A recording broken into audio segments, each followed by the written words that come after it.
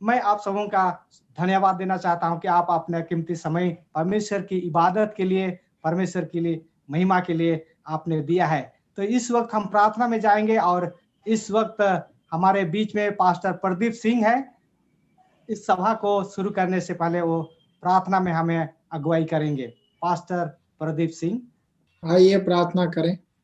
हमारे जीवित और महान परमेश्वर, हम आपको धन्यवाद देते हैं आज इस सबत के दिन में खुदावन यीशु मसीह की शुरुआत में जब हम आपके नाम को लेते हैं और आपके वचनों को अध्ययन करते हैं मिशन स्टोरियो के द्वारा और खुदावन लेसन स्टडी के माध्यम से आज के सबत स्कूल के प्रोग्राम को आपके हाथों में समर्पित करते, पवित्र आत्मा के द्वारा हमारी निगरानी कर और खुदावन जो भी यहाँ आज आपके नाम से बताया जाए उस पर हम अमल करें और चल सकें।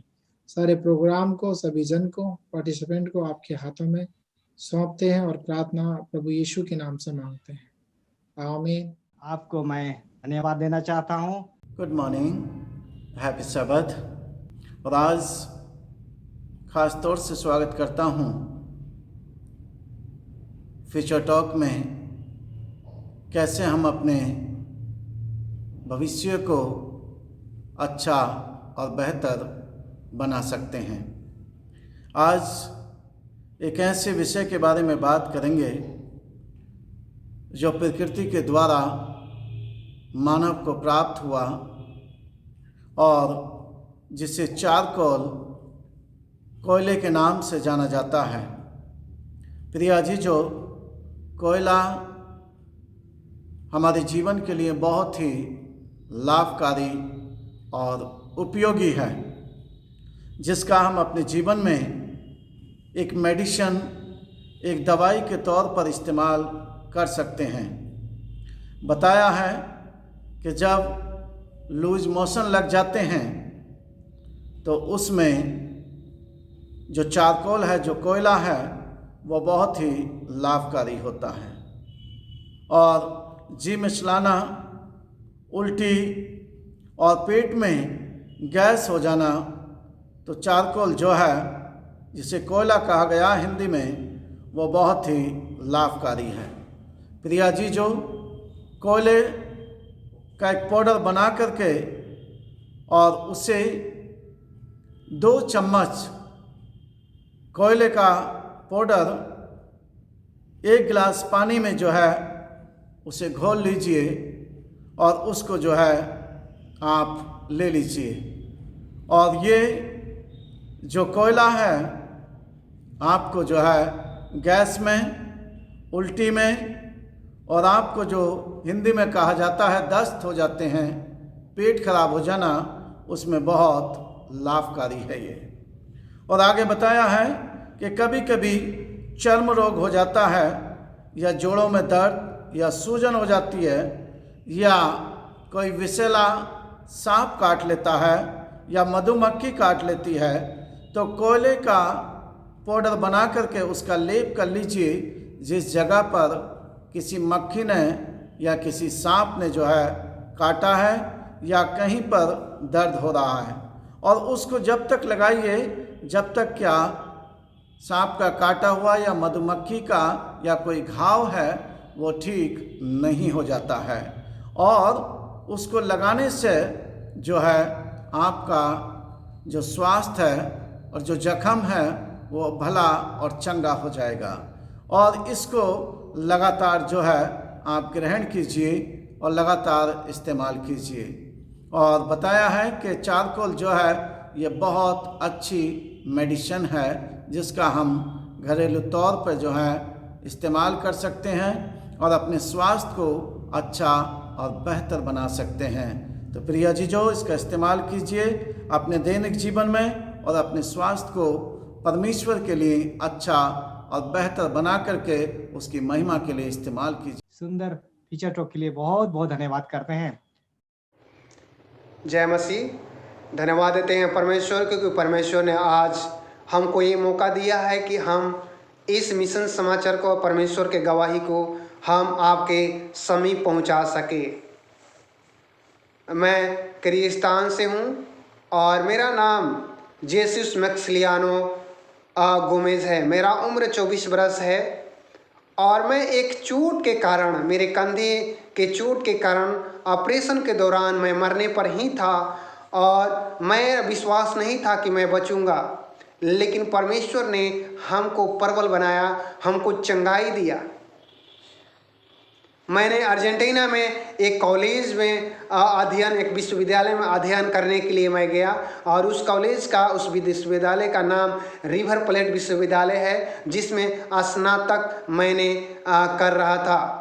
जब अंतिम बरस आया तो अंतिम बरस के दौरान हमको एक विषय में जो जिम्नास्टिक जो व्यायाम होता है उसमें हमको भाग लेना था, लेकिन चोट के वजह से मैं उसमें भाग लेने में असमर्थ रहा। मैंने बहुत कोशिश किया, लेकिन डॉक्टर ने हमको बताया कि आप उसमें भाग लीजिएगा तो आपका कंधे का चोट जो है बहुत गहरा हो सकता है और बहुत जटिल हो सकता है।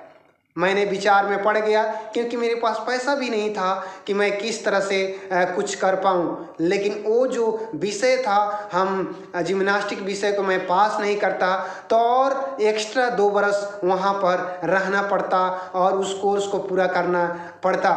मेरे पास पैसे भी नहीं थे। मैंने प्रार्थना करना चालू किया और मैंने सोचा कि परमेश्वर हमको पार कर दे। जब हमने तैयारी करना चालू किया उस सब्जेक्ट के विषय में, जब हम तैयारी कर रहे थे उस विषय में के लिए, तो हमारे अंदर में एक विश्वास आया कि सही में परमेश्वर हमको ठीक किया है। जब हमको ये महसूस हुआ तो मैंने उस परीक्षा में भाग लेने के लिए गया, लेकिन फिर से डॉक्टर हमको चेतावनी दिए कि इस परीक्षा में आप भाग नहीं ले सकते। लेकिन उन्होंने फिर से टेस्ट किया मेरा, और जब मैं टेस्ट किया उन्होंने, तो उन्होंने चौंक गए, उन्होंने अचंभा हुआ कि कैसे ठीक हो सकता है। लेकिन परमेश्वर ने हमको चंगाई दिया। और उसके बाद में हमने एक मित्र से मिला और उनका नाम मकौस है। और उनके पास में जाने के बाद में मैंने सब कुछ बताया, किस तरह से एक साहित्य प्रचारक के रूप में मैंने काम किया और जो भी पैसा था मैं सेवेंथ डे एडवेंटिस्ट चर्च को मैंने दे दिया, किस तरह से मैंने चर्च को मदद किया। जब ये बताने के बाद में मकौस ने एक परामर्श दिए कि आप किर्गिस्तान क्यों नहीं जाते। जब उन्होंने बताया, हमको सोचने के लिए समय लेना पड़ा और मैंने कुछ समय सोचने के बाद में किर्गिस्तान के लिए मैंने रवाना हो गया। जब किर्गिस्तान के लिए मैंने रवाना हुआ तो उसके बाद में रवाना होने के बाद में वहाँ पर टोकमुक विश्वविद्यालय में हमको अध्यापक के रूप में पढ़ाने के लिए मिला। और वहाँ पर कुछ बच्चे भी थे और मैंने व्यायाम सिखाता था और पढ़ाता था, मैच खिलाता था और इस तरह से वहाँ पर कार्य करना मैंने चालू किया। जब मैं कार्य करना चालू किया तो वहाँ पर ऐसे भी बच्चे थे जो झगड़ते थे, लड़ते थे। मैंने उन लोगों को सिखाया कि आप लोग को लड़ना झगड़ना नहीं है और आप लोग को एक भाईचारे के नाते रहना है। उसके बाद में बहुत सारे बच्चे जो थे उसमें शराब पीते थे, उन लोग को भी मैंने समझाया कि नहीं, शराब नहीं पीना है, क्योंकि आपके स्वास्थ्य के लिए नुकसानदायक है और व्यायाम करने में भी आपको ये नुकसान करेगा। इस तरह से मैंने बच्चे लोग को भी मैंने सिखाया और कुछ बच्चे लोग को भी इस तरह से मैंने बताया। और उसके बाद में हमने बहुत खुशी महसूस किया, क्योंकि किर्गिस्तान में मैं एक स्वयं सेवा करने के लिए अपने जीवन को 1 साल दिया। और इसके बाद में जब भी मैं वहाँ रहा, एक भी मैच हम लोगों ने कभी नहीं हारा। इसलिए 13वें शब्द का दान के द्वारा 3 साल पहले किर्गिस्तान के टोकमुक में सेवेंथ डे एडवेंटिस्ट स्कूल में व्यायामशाला के निर्माण में मदद मिली थी। किर्गिस्तान में और यूरो एशिया डिवीजन में अन्य एडवेंटिस्ट शिक्षा का समर्थन और प्रार्थना करने के लिए आपका धन्यवाद। परमेश्वर आप लोग को आशीष दे और हमको भी परमेश्वर आशीष दे, जिस तरह से ये सुसमाचार जो है, जो एक गवाही है, आप लोगों के पास पहुंचा। परमेश्वर आशीष दे। आमीन। आज का जो मिशन समाचार आपने प्रस्तुत किए हैं, इस सुंदर मिशन समाचार के लिए धन्यवाद करते हैं। इस वक्त हम आज का जो बाहरी सेवकाई और हमारे जो कि ट्रेनिंग प्रोग्राम है, उस शिक्षा को सीखने के लिए हम इस वक्त डॉक्टर जेम कुजूर का हम स्वागत करते हैं और इस वक्त मैं उसको समय देना चाहता हूँ। डॉक्टर जेन कुजूर। सबों का मैं हार्दिक स्वागत करता हूँ इस गवाही प्रशिक्षण के लिए कि हम लोग एक साथ होके कुछ सीख सकते हैं कि किस तरह से हम परमेश्वर का काम में अपने आप को योगदान करें। तो आज हम सीखने जा रहे हैं मसीही गवाही के सिद्धांत। मसीही गवाही के सिद्धांत के बारे हम सीखेंगे और हम देखते हैं नए नियम में कलीसिया का विकास किस तरह से हुआ था और इससे हमें शिक्षा लेना चाहिए कि हम आज किस तरह से हम अपना कलीसिया में विकास कर सकते हैं। हम देखेंगे प्रेरितों के काम उसका 15 में कि वो शुरुआत में 120 शिष्य थे जो कि परमेश्वर का काम के लिए बिल्कुल तैयार थे और उन्होंने जैसे पवित्र आत्मा का वरदान मिला उन्होंने काम शुरू किया और प्रेरितों के काम उसका 2 अध्याय 41 और 42 में पाते हैं कि करीब 3000 लोग गोंगने मंडली में शामिल हुआ और प्रेरितों के काम उसका 4 में पाते हैं 5000 व्यक्तिगण फिर से शामिल हो जाते हैं और लगातार इसमें वृद्धि होते जा रही थी। 5 अध्याय में भी पाते हैं अधिक आकर मिलते रहे और बहुत बढ़ोतरी हुई और इस तरह से हम देख रहे हैं कि कलीसिया बढ़ते जा रही है। सदस्यों की संख्या दिन प्रतिदिन बढ़ती गई। प्रेरितों के काम उसका 9 उसका 31 में भी पाते हैं और कलीसिया की भी स्थापना होती है। प्रेरितों के काम उसका 16:5 में हम पाते हैं और कई हजारों में लोग वृद्धि होते गए और वे अपने जीवन काल में पूरे जगत में जाकर उन्होंने सुसमाचार प्रचार किया। शामिल होने की आवश्यकता, इसमें हम देखते हैं यहाँ एक चित्र है। चित्र में देखेंगे कि 2 व्यक्ति हैं, एक नाव को खींच रहे हैं। मान लिया जाए सिर्फ एक व्यक्ति रहता तो उसे बहुत मुश्किल होता उसे खींचने में, लेकिन जब एक से अधिक हैं तो ये काम आसान हो जाता है। यहाँ परमेश्वर की दासी कहती है गॉस्पेल वर्कर्स उसका पृष्ठ संख्या 351 और 52 में, परमेश्वर का काम इस जगत में कभी भी पूरा नहीं हो सकता जब तक कलीसिया के पुरुष और स्त्री एकजुट होकर अपने पूरे सामर्थ्य से पुरोहितों और उनके पदाधिकारियों के साथ मिलकर काम ना करे। तो यहाँ हम देखते हैं कि जगत में कभी भी परमेश्वर का काम समाप्त नहीं हो सकता है जब तक जितने कलीसिया के सदस्य हैं, स्त्री और पुरुष, एकजुट होना है, एक साथ मिलके पूरे सामर्थ्य के साथ जितने भी पादरी प्रचारक हैं, पद अधिकारियां हैं, उनके साथ मिलके काम करेंगे तभी परमेश्वर का काम जगत में जल्द से जल्द पूरा होगा। शामिल होने की प्रतिशत, हमारे कलीसिया में कितने प्रतिशत में लोग परमेश्वर का गवाही देने के लिए वे शामिल होते हैं, इसे हमें जांचना है। लोग शामिल क्यों नहीं होते हैं और नहीं होने का कारण है कि आत्मविश्वास की कमी। उन्हें ये विश्वास नहीं है कि वे सक्षम है परमेश्वर का गवाही देने के लिए। दूसरा, विकसित होने की असंभावना की अज्ञानता की समस्या। वे कितना विकसित हो सकते हैं, वे कितना सक्षम हो सकते हैं कि परमेश्वर का वचन को बांटने में, उनकी अज्ञानता के कारण वे शामिल नहीं होते हैं। तीसरा, कभी पूछताछ ना किया गया हो। वो चाहता हो भी होगा कि परमेश्वर का वचन को बांटे, लेकिन उसे किसी ने पूछा भी नहीं कि आओ तुम भी इसमें भाग लो। प्रशिक्षण नहीं दिया गया हो, यानी कि उन्हें इस तरह से शिक्षा नहीं दिया गया जिससे कि वे काम कर सकें। और देखते हैं भूमि का सीमित ज्ञान, उनका क्या काम है उसका ज्ञान उन्हें नहीं है और इसलिए भी वे शामिल नहीं हो सकते हैं। तो ये कुछ है जिसके कारण लोग शामिल नहीं होते हैं और परमेश्वर का काम आगे नहीं बढ़ रहा है। और आखिरी में हम पाते हैं प्रेरणा की कमी। उन्हें जब तक प्रेरणा नहीं मिलेगी लोग आगे नहीं बढ़ेंगे और वे गवाही नहीं दे सकेंगे। आत्मविश्वास की कमी, क्यों लोगों को अपने आप में विश्वास नहीं है कि वे काम कर सकते हैं परमेश्वर के लिए। मुझे डर है, लोग डरते हैं, मैं पूर्ण रूप से भरपूर नहीं हूं।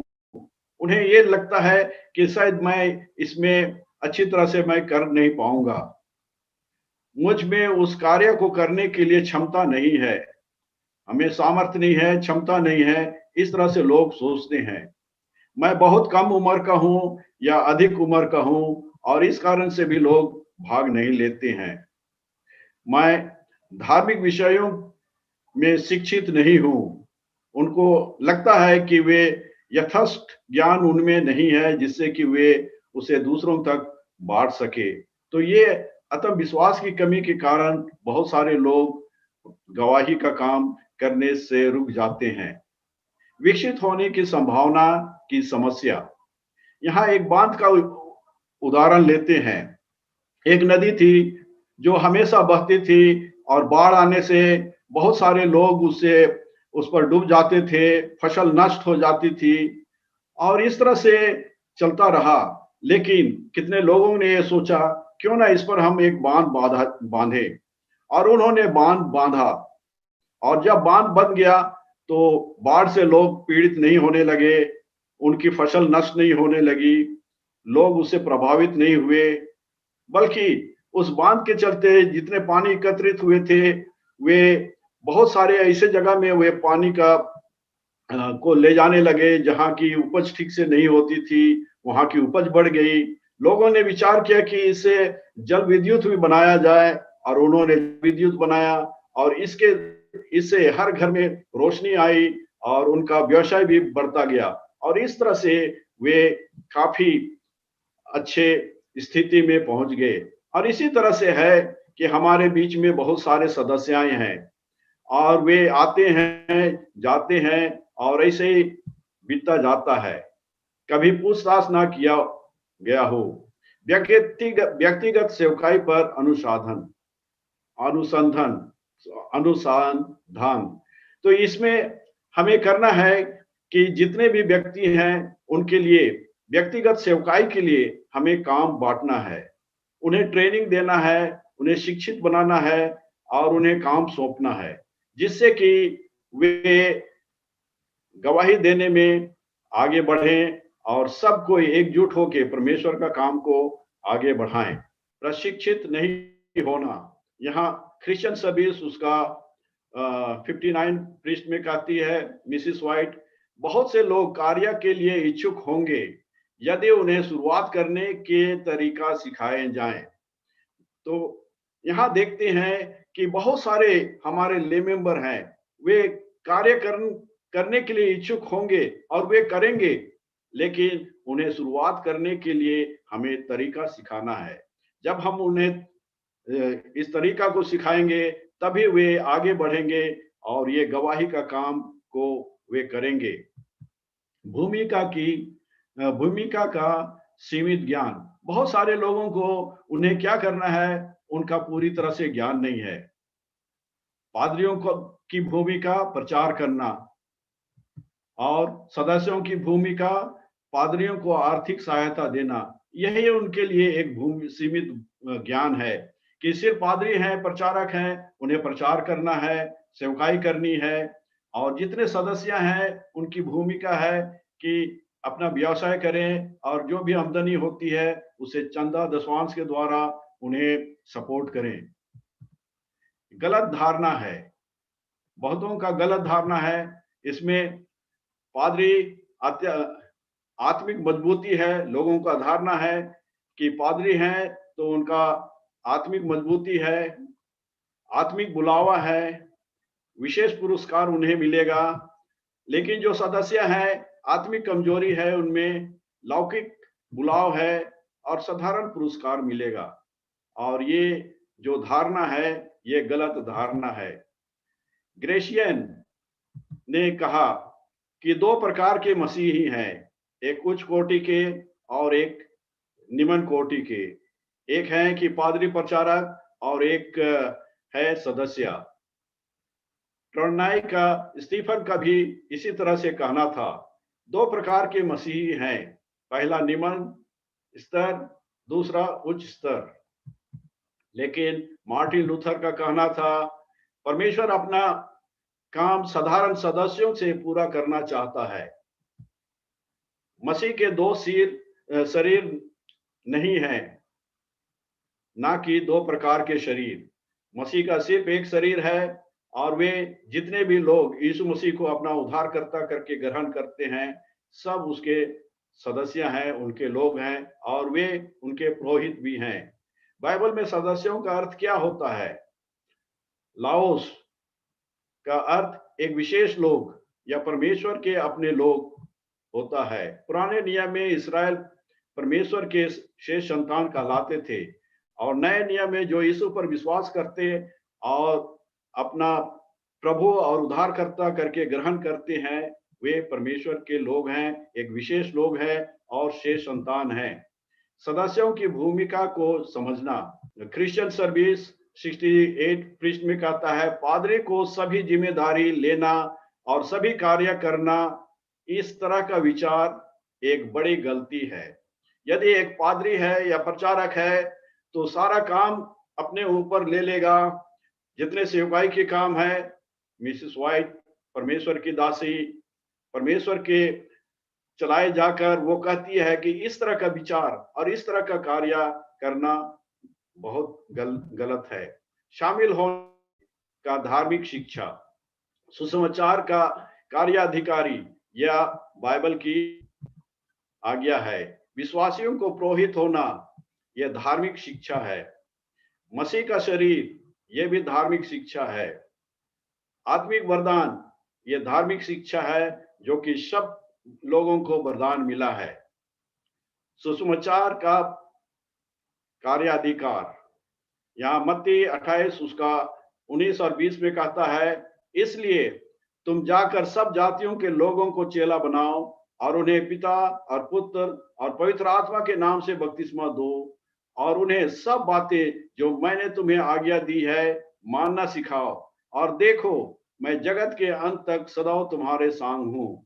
यहाँ पर हम इंपेरेटिव वर्ब देखेंगे तो चेला बनाना है, और चेला बनाने के लिए हमें जाना है, लोगों को सिखाना है और बपतिस्मा देना है, क्योंकि परमेश्वर हमारे साथ है। यदि हम सिर्फ सदस्य बनाएंगे तो हमारे कलीसिया में आएंगे और यूं ही व्यक्त कुछ भाग नहीं लेंगे। हमें एक चेला बनाना है। चेला वह व्यक्ति है जो यीशु मसीह को अपना उद्धारकर्ता करके ग्रहण कर लेता है और उनके जितने भी शिक्षाएं हैं उनको अनुकरण करता है, और जो काम उसने यीशु मसीह ने की है वो सेवकाई का काम और सुसमाचार को सारे जगत में ले जाने का काम वो करता है। और इसलिए हमें जब सेवकाई का काम करना है तो हमें सर्वप्रथम देखना है कि हम लोगों को चेला बनाएं। परमेश्वर आज के शिक्षा से हम सबों को बहुतायत से आशीष दे। हम प्रार्थना करते हैं, स्वर्गीय महान दयालु परमेश्वर, पवित्र साबत में आपने सबक स्कूल में हमारे मिशन स्टोरी से और विजडम टॉक से आपने हमें आशीषित किया। उससे भी बढ़कर प्रभु हम कलीसिया में किस प्रकार से प्रभु यीशु मसीह के लिए हम शिष्य बना सकते हैं। कलीसिया को हम बढ़ोतरी करने के लिए अपने सदस्यों को यीशु मसीह के कार्य के लिए हम अच्छे शिक्षा ट्रेनिंग दे सकते हैं। उसके विषय में आपका सेवक से आज हमने बहुत कुछ सीखने को मिला।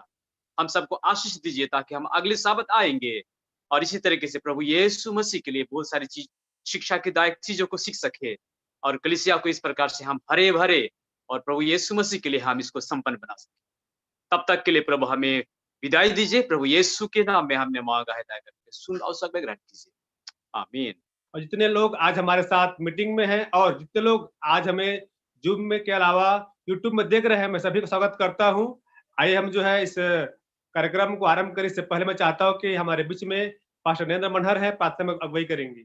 धन्यवाद करते हैं प्रभु, आपने सुबह से अभी तक संभाला और हम सबों को प्रभु इस विशेष बात के लिए इकट्ठा किया पिता, ताकि आपके वचनों से सीख सकते हैं प्रभु।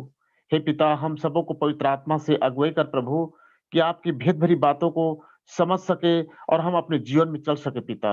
आज के लीडर पास्टर राजेश कुर्रे को भी पिता आपके हाथों में सौंपता हूँ और हर एक आपके चुने हुए दास को प्रभु आपके हाथों में सौंपता हूँ। सभी प्रभु आपका अगुवाई को मांगते हुए इस दुआ को यीशु मसीह के नाम से मांगता हूँ, आमीन। धन्यवाद अच्छे प्रार्थना के लिए। एक बार फिर से मैं आप सबों को स्वागत करता हूँ हमारे इस सबल स्कूल की अध्ययन में। जैसा कि हम लोगों को पाठ 9 को हमें अध्ययन करना है आज, और आज का हमारा याद वचन है जो लिया गया है यशायाह का 42:1 का, और आज का पाठ का शीर्षक है सेवा करना और बचाना। यहाँ पे लिखा गया है कि हम देख सकते हैं यशायाह का 42:1 में लिखता है, मेरे दास को देखो जिसे मैं संभाले हूँ, मेरे चुने हुए को जिससे मेरा जो प्रसन्न है, मैंने उस पर अपना आत्मा रखा है, वह जाति जाति के लिए न्याय प्रकट करेगा।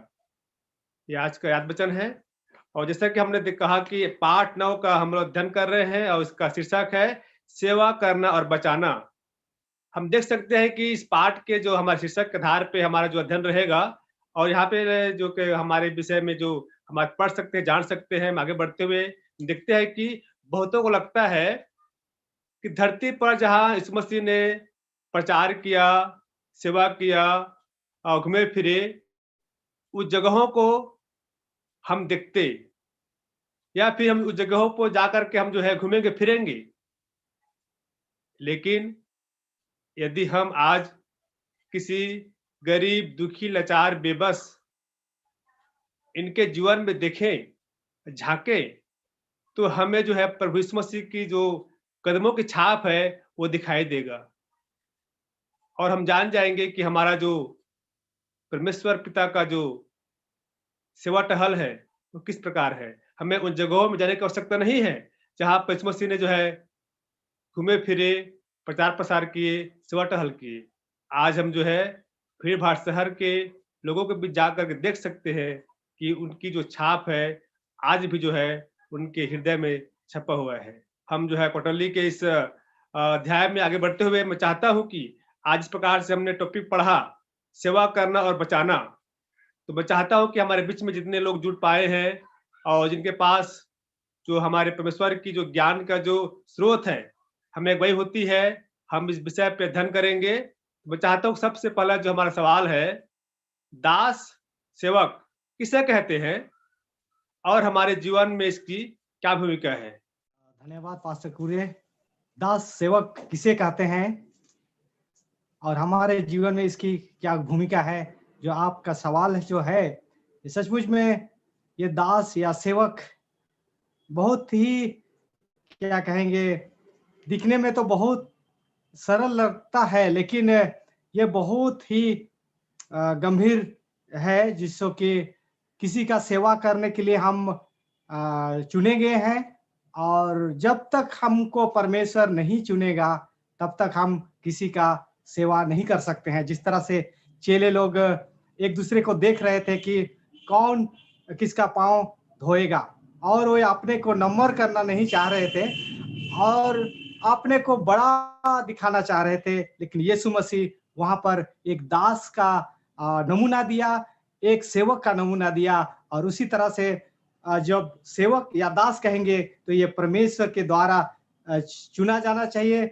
और उसके द्वारा निर्धारित किया जाता है। जिस तरह से हम आपके लिए एक वचन पढ़ना चाहता हूं, मत्ती का किताब उसका 12 उसका 18 में कहता है कि देखो यह मेरा सेवक है जिसे मैंने चुना है, मेरा प्रिय जिससे मेरा मन प्रसन्न है, मैं अपना आत्मा उस पर डालूंगा और वह अन्य जातियों को न्याय का समाचार देगा, अन्य जातियों को न्याय का समाचार देगा।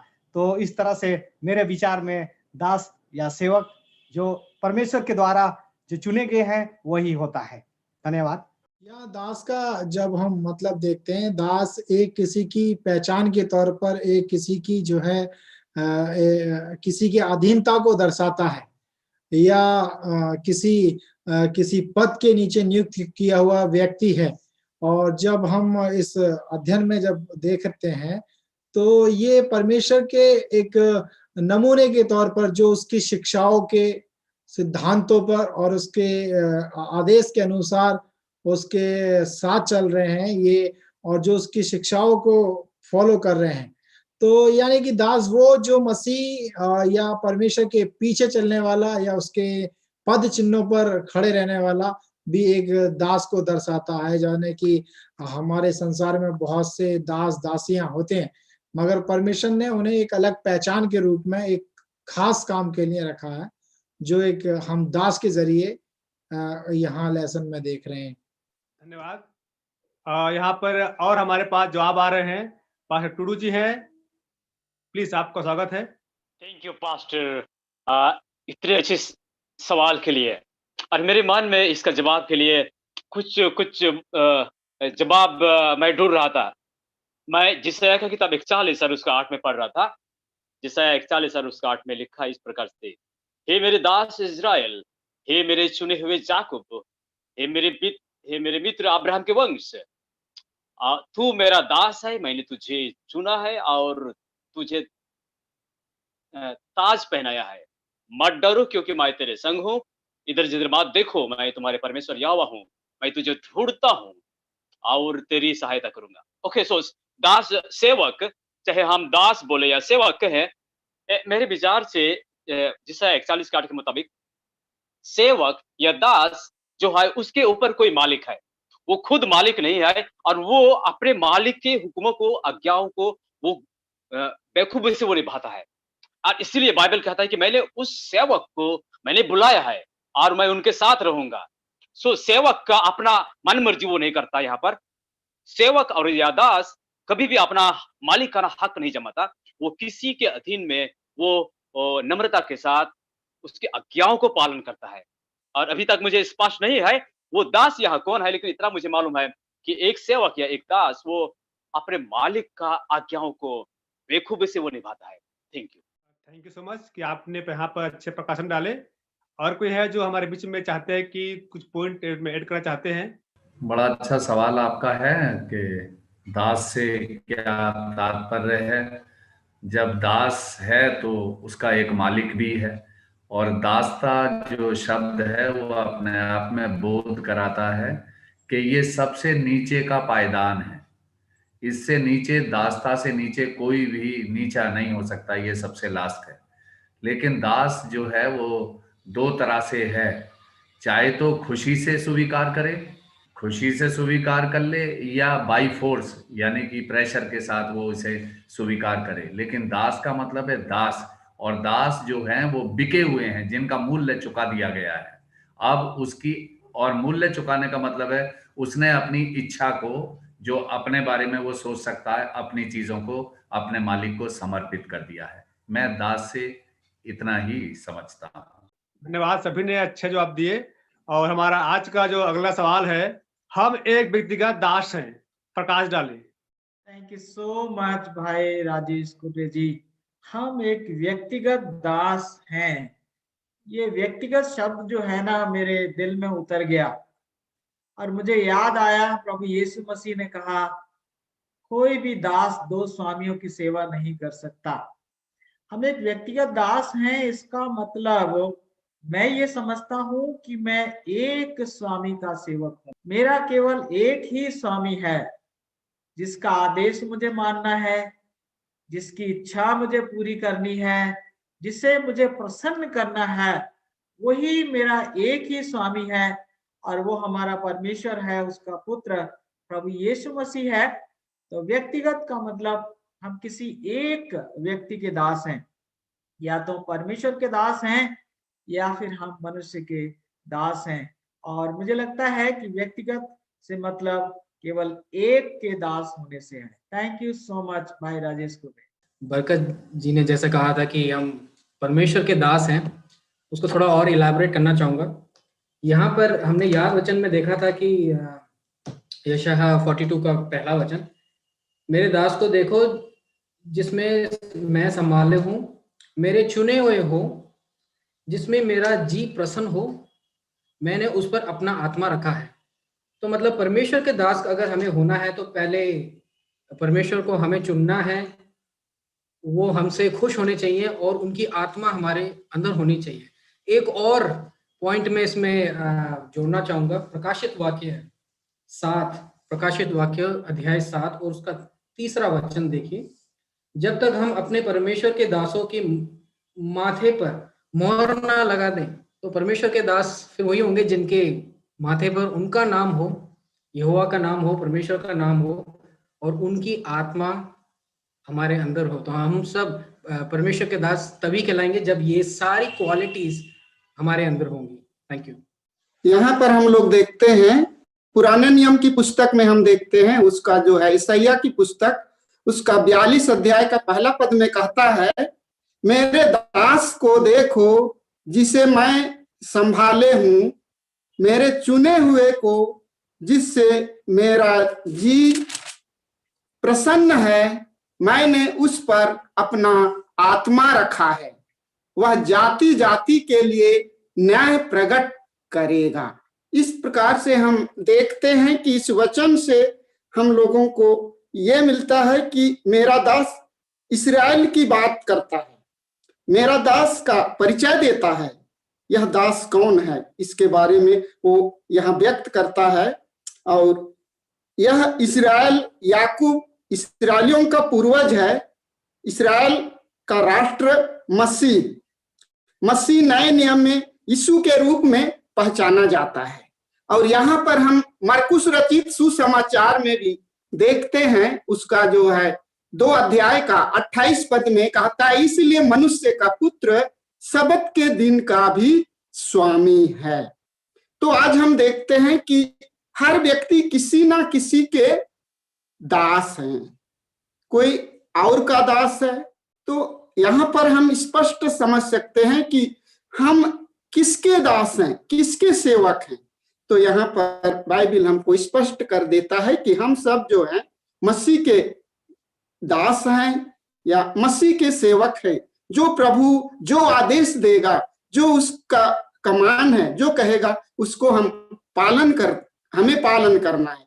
यही हमें इससे सीख सकते हैं। शुक्रिया अच्छे विचारों के लिए, आपने प्रकाशन दिया। और कोई है जो चाहते हैं कि 20 सवाल प्रकाशन दे? मैं आपको स्वागत करूंगा कि ओके, हमारे बीच में टुडू जी हैं जो प्रकाशन देना चाहते हैं। Thank you pastor, thank you. Romeo का किताब 7 में मैं देख रहा था, वहां लिखा है, क्या तुम नहीं जानते जिसकी आज्ञा मानते उसी का सेवक, उसका दास हो। सो मेरे लिए ये बात इस प्रकार से मैं समझता हूँ, मैं अभी स्वतंत्र, आई एम फ्री, मैं अभी एक फ्रीडम बीइंग हूँ। I am free to choose to be a servant of lord, और मैं स्वतंत्र हूँ, चाहे परमेश्वर का सेवक बनने के लिए चुनूं या मैं शैतान का सेवक, मतलब जिसका, क्या तुम नहीं जानते जिसकी आज्ञा मानते उसी का तुम सेवक हो, दास हो। सो अभी ऐसे क्रिश्चियन हम लोग सब फ्रीडम है। मुझे किसी ने यहाँ बांध कर नहीं रखा है कि तुमको ईसाई होना है, सेवा करना है कलीसिया में। No, I am free to choose to be परमेश्वर को सेवा करने के लिए, और मैं स्वतंत्रता हूँ परमेश्वर को छोड़ के और किसी को सेवा करूं। सो अभी पुराने नए नियम में हम सभी किसी का गुलाम नहीं है। पुराने जमाने में लिटरेरी हम किसी न किसी के गुलाम हुआ करते थे, लेकिन अभी हम spiritually we are free to choose, परमेश्वर मेरा मालिक है या और कोई शैतान या कोई इस संसार का राजकुमार।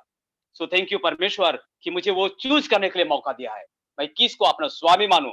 सो वन और द अदर साइड, मैं किसी न किसी का गुलाम तो अवश्य हूँ। Thank you. अच्छे प्रकाशन के लिए धन्यवाद कि आप लोगों ने प्रकाशन डाला है कि हम एक व्यक्तिगत दास हैं।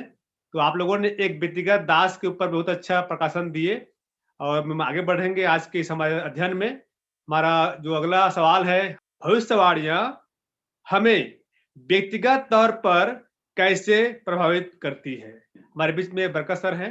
भविष्यवाणियां किस तरह से हमें व्यक्तिगत रूप से प्रभावित करती हैं? जब हम भविष्यवाणियों को हम देखते हैं तो हमारा ध्यान जाता है उस परमेश्वर की ओर जो हमारे भविष्य का ज्ञाता है, भविष्य को वो शेप करता है, भविष्य को वो जानता है। और इससे मेरे हृदय में परमेश्वर के प्रति प्रेम और परमेश्वर के प्रति कृतज्ञता जो है वो बहुत अधिक बढ़ जाती है, ये जानते और समझते हुए कि मेरा परमेश्वर मुझे जानता है। मैं अपने भविष्य को नहीं जानता हूं, लेकिन मेरा परमेश्वर जानता है। मेरा भविष्य और मेरा जीवन मेरे परमेश्वर के हाथ में है, तो निश्चय इससे मेरा जीवन प्रभावित होता है, मेरे सोच विचार प्रभावित होते हैं, मेरे कार्य प्रभावित होते हैं, मेरे निर्णय प्रभावित होते हैं। और मुझे हर पल एहसास होता है कि मैं परमेश्वर के साथ जुड़ा हुआ हूँ और मैं कभी अपने आप को अकेला या अनाथ महसूस नहीं करता, जब मुझे एहसास होता है कि परमेश्वर मुझे जानता है और मेरे ऊपर परमेश्वर का अनुग्रह जो है वो बना रहेगा। Thank you so much. अभी समय हमारे बीच में डॉक्टर जेम कुदूर जी हैं, उनका भी विचार सुनेंगे। बहुत धन्यवाद समय देने के लिए। भविष्यवाणियों से हम व्यक्तिगत तौर पर कैसे प्रभावित होते हैं, और आज के लेसन के अनुसार मैं काफी प्रभावित हूँ। खासकर यशायाह 44 उसका 48 पद में पहले से ही करीब 146 वर्ष पहले ही यशायाह नबी ने एक भविष्यवाणी की थी, और एक व्यक्ति के बारे में, और उसका नाम कुसरू है, और कहा कि कुसरू आएगा, वह मेरा चुना हुआ चरवाहा है, वह मेरी इच्छा पूरी करेगा और यरूशलेम को बसाने के लिए और मंदिर को बनाने के लिए वो नींव डालेगा और सहायता और मदद करेगा, और जितने भी दूसरे लोग हैं जो बंदी में हैं उन्हें भी छुटकारा देगा। और इस तरह से जब हम पढ़ते हैं तो जब खुसरू आया और उससे जब उसकी भविष्यवाणी में उसे दिखलाया गया कि उसका नाम पहले से 146 वर्ष पहले ही से उसका नाम दिया गया था कि वो क्या करेगा परमेश्वर के लोगों से, तो वो बहुत ही प्रभावित हुआ कि एक इस्राएलियों का वो परमेश्वर है जो कि आदि से अंत तक जानता है, हमारे हर चीज को जानता है, और वो उससे प्रभावित होके उसने जो भी उससे करने के लिए भविष्यवाणी की गई थी उसे पूरा किया। और उसी तरह से हम भी देखते हैं कि जिस परमेश्वर का हम उपासना करते हैं वो सर्वज्ञानी परमेश्वर है, वो आदि से अंत तक जानता है, और यही एकमात्र परमेश्वर है जो कि आदि से अंत तक बता सकता है। और इसी तरह से हम बहुत सारे भविष्यवाणियां पाते हैं, दानियल का भविष्यवाणी में पाते हैं, प्रकाशित वाक्य की वो तो नए नियम में है उसके भविष्यवाणी पाते हैं, और ये हमारे जीवन को काफी प्रभावित करते हैं कि यदि कोई ईश्वर है तो वह बाइबल का ईश्वर है जिस पर हम भरोसा कर सकते हैं, और वही है हमें जानता है और वो हमारा उद्धार भी कर सकता है। और इस तरह से ये भविष्यवाणियां हैं जो हमें व्यक्तिगत तौर से काफी प्रभावित करते हैं परमेश्वर को जानने के लिए और उसके लिए अपने आप को पूरी तरह से समर्पित करने के लिए। और इसी तरह से हम देखते हैं बहुत सारे लोग दुनिया में भविष्यवाणी करते हैं, और कभी कभी उनका 50%, 60%, 70, 80, 90 ऐसा करके पूरा होता है, लेकिन 100% कभी भी नहीं होता है। लेकिन बाइबल में जब हम देखते हैं कि एक एक वचन, एक एक बिंदु जब समय आया वो पूरा हुआ, और इस तरह से हमें लगता है कि सचमुच में जो हम विश्वास करते हैं, जो हम जिस परमेश्वर के ऊपर में हमारा भरोसा है, सचमुच में 100% नहीं 200% ये हमारा विश्वास सही है, और वो परमेश्वर सच्चा परमेश्वर है। इससे हमारा विश्वास क्या हो जाता है, बढ़ जाता है जब भविष्यवाणी का अध्ययन करते हैं। तो इस तरह से पास्टर कुरे, सचमुच में आपका सवाल के अनुसार सचमुच में हमारे जीवन में बहुत कुछ प्रभावित करता है। धन्यवाद सर, आप लोगों ने अच्छा विचार व्यक्त किए। अगर हमारे बीच में पास्टर, विशेष करके मैं, क्योंकि ये हिस्ट्री है, लाइक साइरस सिलेंडर जिनको खुदाई के द्वारा प्राप्त किया गया, ये हमारे सामने बहुत बड़ी सत्य है कि बाइबल जो है एक के इतिहास नहीं बल्कि एक के धार्मिक किताब के एंगल से भी आप देखेंगे उसमें भविष्यवाणियों पर टिका हुआ है। जब साइरस सिलेंडर के द्वारा म्यूजियम में रखा गया और वो कोनिक स्क्रिप्ट में लिखा हुआ था, उनको पढ़ा गया, उनमें लिखा गया था कि साइरस नाम करके यीशु मसीह से करीबन 600-700 साल पहले हुआ करता था एक राजा है ना, साइरस, अंग्रेजी में, हिंदी में शायद खुसरू, जो भी। ये जो साइरस कैलेंडर जो प्रमाणित कर दिया इतिहास में कि इस जमाने में वो राजा हुआ करता था। सो पवित्र शास्त्र जिस व्यक्ति के बारे में ऑलरेडी 150 साल पहले भविष्यवाणी किया था नाम से कि ये व्यक्ति आएंगे और वो अभिषेक व्यक्ति है, वो इजरायलियों को बेबीलोन से गुलामों से छुटकारा देंगे। और इतिहास में हम जानते हैं जब बेबीलोन के गुलाम में इजराइल लोग थे, वही वो एक व्यक्ति था, किंग साइरस ने इजराइल लोगों को वहां से बंदी से छुटकारा दिया। और इसके बाद वे लोग जेरूशलेम में आकर के यीशु मसीह का पहला आगमन के आगे जस्ट वे लोग टेंपल को रिपेयर करता है, वॉल को रिपेयर करता है। दानियेल का 7 और उसका 22 से लेकर 25-26। इसके बाद 9 का हम पढ़ते हैं, अभिषिक्त पुरुष हफ्ते के बीच में काटा जाएगा। और भविष्यवाणी की किताब में कहता है ये जो अभिषेक पुरुष यीशु मसीह किस प्रकार से इतिहास में ऑलरेडी डेट वाइज उनको दिया गया था कि वो इसी हफ्ते में उनका अंतिम बलिदान होगा। सो भविष्यवाणी मेरे व्यक्तिगत लाइफ में ये मुझे प्रभावित करता है कि बाइबल जो है एक धार्मिक एंगल से ना देख करके एक सत्यता की किताब, इतिहास ही सही, ये किताब के पीछे कोई अंतर्यामी सुपरनैचुरल हस्ती है, इसको पीछे उसका कार्य है। और मुझे बाइबल के किताब को इसलिए परमेश्वर का एक सत्य किताब के तौर पर ग्रहण करने में मुझे सहायक और मदद करता है। Thank you. हमने सीखा है कि सचमुच पे जो भविष्यवाणियां है हमें कहीं न कहीं जो है व्यक्तिगत रूप से प्रभावित करती है। थैंक यू आप सबों का, आप लोगों ने अच्छे विचार व्यक्त किए। भविष्यवाणियां हमें व्यक्तिगत तौर पर कैसे प्रभावित करती है। सचमुच में जो है अगर भविष्यवाणी नहीं होती तो हम जो है आशा नहीं रखते, भविष्यवाणियां है तो हम आशा रखते हैं। अगर भविष्यवाणी नहीं होती तो हम व्यक्तिगत तौर पर आशा नहीं रख पाते। आप लोगों ने अच्छा यहाँ पर प्रकाशन डाले। हम मेरा आज का जो है हम इस अध्ययन माला में हमारा अगला पड़ाव है, उसमें हमारा सवाल है, प्रभु इज़राइल से क्या कहता है और आज हम एक आत्मिक इज़राइल यह सिद्धांत हमारे जीवन में कैसे काम करता है। इस विषय में अगर आपका विचार आप चाहते हैं देने के लिए आपको स्वागत है। धन्यवाद पास्टर कुरे सुंदर सवाल के लिए कि जिस तरह से कि प्रभु इस्राएल से क्या कहना चाहते हैं और हम एक आत्मिक इस्राएल हैं, यह सिद्धांत हमारे जीवन में कैसे काम करता है।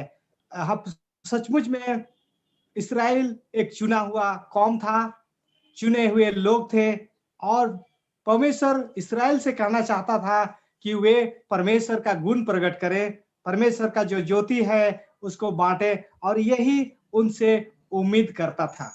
लेकिन जितना वह उम्मीद करता था उतना ही वे विरोध में, परमेश्वर के विरोध में चले, परमेश्वर से दूर चले और इस तरह से परमेश्वर का कहना जो था उसको नहीं माने। और आज भी हमारे साथ यही है, आज हमारे जीवन में भी यही है कि हम अपना सिद्धांत, अपना नियम, अपना इच्छा, अपना जिस तरह से चलना है उसी तरह से चलते हैं। हम परमेश्वर की बातों को नहीं सुनते हैं और इस तरह से आज हम आत्मिक इस्राएल होते हुए भी हम क्या करते हैं, परमेश्वर के सिद्धांत के अनुसार नहीं जीवन यापन करते हैं, परमेश्वर के कार्य को नहीं कर पाते हैं।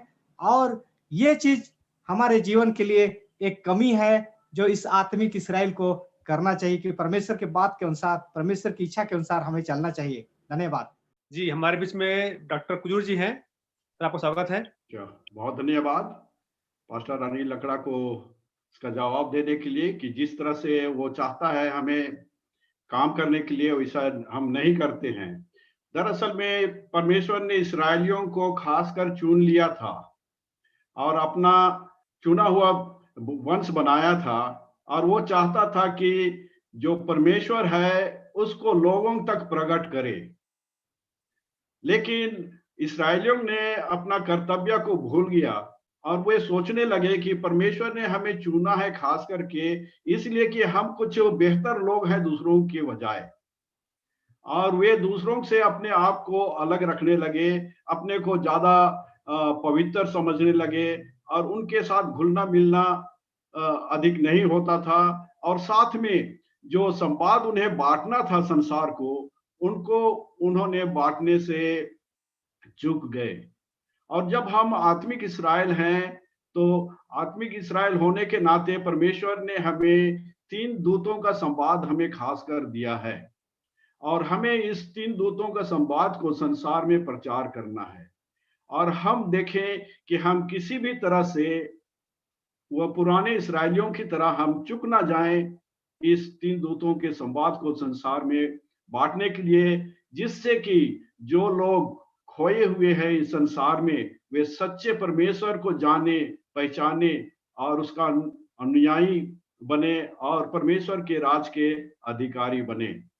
तो हमें भी चाहिए कि अपने आप को संसार से इतना अलग ना कर दें इस्राएलियों की तरह कि हम जो संवाद हमें मिला है उनके तक ना पहुंचा पाए। धन्यवाद सर आपके अच्छे विचारों के लिए। और मैं उम्मीद करता हूँ कि हम लोग को जो है बातें स्पष्ट समझ में आ रही है कि ये जो आत्मिक इज़राइल है हमारे लिए भी जो है एक आशा है, काम है, कुछ है तो करना है। तो इस विचार पे और मैं कुछ खोज रहा था, कोई हमारे बीच में है? जी, हमारे बीच में टुडू जी हैं। Thank you sir. Thank you pastor. जिसाया का किताब 42 और उसका 24 में कहता है, मैंने याकूब को लुटवाया और मैंने इजरायलियों को बंदी में डाल दिया और मैंने उनके विरुद्ध उनके पड़ोसियों से उनको विद्रोह करवाया। फिर बाइबल आगे इस प्रकार से कहता है, जिसाया 48 और उसका 22 में, मैं यहोवा तुझे ढूंढ के लाऊंगा और मैं तुझे अपनी मार्ग पर, तुझे अपने रास्ते में ले आऊंगा। एक जगह परमेश्वर इजराइल के नाम में कहता है कि मैंने इजरायलियों को उनके दुश्मनों के हाथ में सौंप दिया, और दूसरी जगह कहता है कि मैंने तुझे ढूंढ के लाया और मैं इसलिए ढूंढ के लाया ताकि तू मेरा गुण, मेरा महिमा प्रकट करे। तो मेरे लिए नया नियम में ऐसे स्पिरिचुअल इजराइल, आत्मिक इजराइल के लिए मैं यही समझता हूँ, शायद परमेश्वर जिस प्रकार पुराने नियम में लिटरल इजराइल लोगों को दुख, जब परमेश्वर के विरुद्ध लोगों ने विद्रोह किया, उनको दुश्मनी के हाथ में सौंप दिया, लेकिन जब वे लोग फिर पश्चाताप किए, परमेश्वर ने उनको वापस लाया। तो सेम थिंग मेरे साथ भी लागू हो सकता है।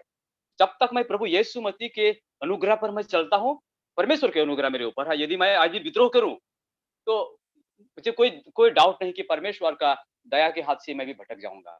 Thank you so much. परमेश्वर ने हमें ये जो मौका दिया है आत्मिक इजराइल होने के लिए, सौभाग्य है, इसको हम ना खोएं। जी, हमारे बीच में है pastor Narendra ji. Thank you pastor ji, बहुत बहुत धन्यवाद। मैं बाइबिल का एक वचन पढ़ना चाहता हूँ। ये पहला पत्रस उसका 2 अध्याय का 9 पद में लिखा है, पर तुम एक चुना हुआ वंश और राजपदधारी, याजकों का समाज और पवित्र लोग और परमेश्वर की निज प्रजा हो, इसलिए कि जिसने तुम्हें अंधकार में से अपनी अद्भुत ज्योति में बुलाया है, उसके गुण प्रकट करो। सचमुच में परमेश्वर ने हमें चुना है अपनी महिमा के लिए।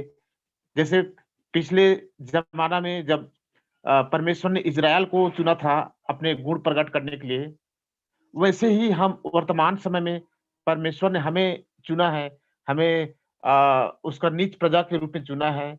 हम अपने जीवन के द्वारा हम परमेश्वर के गुण प्रकट करें। थैंक यू सो मच आपके अच्छे विचारों के लिए। और इस प्रकार से देखते हैं कि हमारा ये जो आज का हमारा अध्ययन है पूरा होते जा रहा है, और हमने देखा कि सचमुच में जो है कि प्रभु ने जो है हमें ठहराया है, अर्थात हमें चुना है, अर्थात हमें अपना दास बना लिया है, अर्थात हमें उसके नियम सिद्धांत जब उनके जो इजरायली कौम के साथ था, वही सिद्धांत हमारे साथ भी लागू होती है। एक सेवक के कार्यों और अनुभव के साथ हमारे जीवन शैली की क्या परिकल्पना या उपयोगिता हो सकता है? थैंक यू, बहुत अच्छा सवाल है। और जो आपका सवाल है उससे मैं ये समझ रहा हूँ, मेरा मानना है कि मेरी जीवन शैली बहुत ज्यादा प्रभावित होती है। एक दास की अपनी इच्छा नहीं होती, उसके जीवन में उसके स्वामी की इच्छा होती है। एक दास की अपनी कोई योजना नहीं होती, उसके स्वामी की योजना को पूरा करना ही उसके जीवन का लक्ष्य होता है। एक दास हठी नहीं होता, स्वार्थी नहीं होता, अहंकारी नहीं होता, घमंडी नहीं होता है, बल्कि वो विनम्र होता है, अधीनता में रहने वाला होता है और अपने स्वामी के आदेशों को खुशी खुशी पूरा करना ही अपने जीवन का उद्देश्य समझता है। मैं समझता हूँ अंतिम दिनों में जब हम अपने आप को मसीह के दास कहते हैं, मसीह हमारा स्वामी है, इससे निश्चय ही हमारी जो जीवन शैली है, जीवन पद्धति है, हमारा उठना बैठना, बातचीत करना, काम करना है, निश्चय ही ये प्रभावित होना चाहिए। हमारे जीवन में हमारे प्रभु की इच्छा सर्वोपरि होनी चाहिए। हमारे अपने अहंकार, हमारे अपने घमंड, हमारी अपनी मन मर्जी को अलग रखकर हम पूरी अधीनता से अपने स्वामी की इच्छा को पूरा करें। और ये हमारा सौभाग्य है। वो कहता है, अब से मैं तुम्हें दास ना कहूंगा, अब से मैं तुम्हें मित्र कहूंगा। वो जो हमारा स्वामी है हमें अपना मित्र कहता है और अपना पुत्र कहता है, अपना भाई कहता है। इससे बड़ा सौभाग्य हमारे लिए कुछ नहीं हो सकता। निश्चय हम इससे हमारी जीवन शैली जो है वो प्रभावित होनी चाहिए। Thank you so much. Thank you sir, आपके अच्छे विचारों के लिए। और सचमुच में जो है हमारे जीवन में ऐसा ही परिकल्पनाएं होती हैं। इसके अलावा और भी आप चाहते हैं कि इसमें कुछ प्रकाशन डाल सकते हैं, तो मैं देखना चाहता हूं कि किनके पास विचार है जो हमें और इसमें ऐड कर सकते हैं और इसको सीखने में मदद कर सकते हैं। हाँ, हमारे बीच में लकड़ा जी है, तो आपका स्वागत है। धन्यवाद पास्टर कुरे, मैं धन्यवादी हूँ पास्टर बरकत का जो जवाब हमें मिला कि सचमुच में एक दास किस तरह से अपने स्वामी के लिए समर्पित उसको होना चाहिए और वो करता है। लेकिन आज के जीवन में हम जब देखते हैं कि ऐसे भी दास होते हैं, ऐसे भी सेवक होते हैं जो कि दो नाव में अपने पैर रखे होते हैं और दो स्वामी का सेवा करते हैं। और जिस तरह से कि अलग अलग संस्थाएं हैं, बहुत सारे कलीसियाएं हैं और एक दूसरे से जुड़े रहते हैं और वहां से भी क्या करते हैं, उनका भी सेवा करते हैं, इधर भी सेवा करते हैं और इस तरह से करते हैं। लेकिन परमेश्वर के यहाँ इस तरह का दो नाव में पैर रखने वाले उनके सेवक नहीं हो सकते हैं। और इसीलिए एक सेवक होने के पहले हमें जानना चाहिए कि हमारी स्वामी का क्या इच्छा है, हमारा स्वामी किस तरह से सेवा किया, किस तरह से चला, किस तरह से बोला, उसका बोलना और जिस तरह से उन्होंने किया उसी तरह से हमारा जीवन शैली होना चाहिए, जो कि दूसरों के लिए क्या हो सकता है, नमूना हो सकता है, उनके लिए उदाहरण हो सकता है। लेकिन जब हम अपने नमूना पेश नहीं कर पाते हैं तो अच्छा सेवक का हम क्या नहीं कर सकते हैं, हम उदाहरण नहीं दे सकते हैं। और इसीलिए आज का जो हमारे सेवक होने के नाते हमें जानना चाहिए कि हमारा स्वामी कैसा है और जैसा हमारा स्वामी है उसी तरह से हमें एक सेवक का या दास का एक नमूना हमें देना चाहिए। धन्यवाद इस सुंदर सवाल के लिए। धन्यवाद सर, आपके अच्छे विचारों के लिए। आपने बहुत ही अच्छा, गहरा, प्रभावित, हाँ, मैं धन्यवाद करता हूँ कि आपने विचार रखा, हमारे मन को छू गया है और हम इसको और बेहतर और गहराई में जाने के लिए मैं चाहता हूँ कि हमारे बीच में टुडू जी हैं जो हमें और इसमें प्रकाशन डालना चाहते हैं। धन्यवाद sir. Thank you pastor, thank you. मैं इतिहास का एक पन्ना एक दिन न्यूज देख रहा था। 15 अगस्त 1947 जब हमारा देश दो भागों में बांटा गया। 14 अगस्त हमारे पड़ोसी देश वे अपना स्वतंत्रता का झंडा फहराते हैं और 15 को हम इधर। उस समय हमारे देश के लोगों के सामने एक चॉइस दिया गया। बाय चॉइस यदि आप बॉर्डर के उस पर जाओगे या बाय चॉइस आप बॉर्डर के इस पार हिंदुस्तान या हिंदुस्तान के उस बॉर्डर में रहोगे। It was a choice. ये हमारे देश की सच्चाई है। बाय चॉइस हमारा जीवन शैली आज भी हम, जैसे मैं एक गरीब माँ बाप के द्वारा पैदा हुआ, उसमें मेरा कोई चॉइस नहीं था। माँ बाप ने मुझे गरीबी में पैदा किया है, उसमें मेरा कोई रोल नहीं था, कोई चॉइस ही नहीं था। लेकिन गरीबी में जीवन जीना, अभी मैं बड़ा हो गया हूँ, या अच्छे जीवन जीना, एक ड्रंकर की तरह जीवन जीना या एक नॉर्मल व्यक्ति का जीवन जीना, ये by choice. No, I can choose. हर मानव जाति के पास यही सच्चाई है। आप जिस हालत में आप पैदा हुए हो, this is may be not your our choice, लेकिन आप जो जीवन जी रहे हो ये आपका चॉइस है। यदि आप एक ऑर्डिनेट मिनिस्टर हो, यदि आप एक टीचर हो, एक पास्टर हो, एक बिजनेसमैन हो, this is your choice. By chance, luck से नहीं है। एंड आज बाइबल मुझे कहता है, इसका जीवन शैली मुझे बहुत प्रभावित करता है एंड ये बहुत प्रैक्टिकल है। सो पास्टर, मैं यही बोलना चाहूंगा, जिस हालत में मैं पैदा हुआ हूं, परमेश्वर आज मुझे कहता है स्टिल हम जिस हालत में पैदा हुए हैं, हमारे पास चॉइस है। वी कैन इम्प्रूव हमारा धार्मिक जीवन, हमारा आत्मिक जीवन, हमारा एथिकल लाइफ, हमारा अपना धार्मिक जीवन को हम इम्प्रूव कर सकते हैं एंड परमेश्वर जो है हमें आशीषित करेंगे। Thank you so much. वफादार दास जो है आदर के योग्य है और एक विश्वासघाती दास निरादर के योग्य है। दो ऐसे उदाहरण हम बाइबल में देखते हैं। और अगर हमें व्यक्तिगत, अगर हम परमेश्वर के दास के अनुसार एक नमूना है, तो परमेश्वर उन दासों के लिए शाबाशी और उनके लिए इनाम रखा है। तो आज जो अध्ययन हमें ये बताता है कि एक दास के लिए व्यक्तिगत जीवन का क्या प्रभाव हमारे जीवन पर है, ये कि हम सच्चे और ईमानदार दास बने, ताकि उस अंतिम दिन में उस इनाम के भागी हो सकें जो परमेश्वर ने उन अपने सभी दासों के लिए रखे हैं जो उसकी इच्छा के अनुसार है। तो धन्यवाद आप सबों का जिन्होंने आज पार्टिसिपेट करके अपने विचार व्यक्त किए और आज के इस अध्ययन माला को आप लोगों ने महत्वपूर्ण बनाए। धन्यवाद पिता परमेश्वर साबत स्कूल के इतने सारे शिक्षाओं के लिए।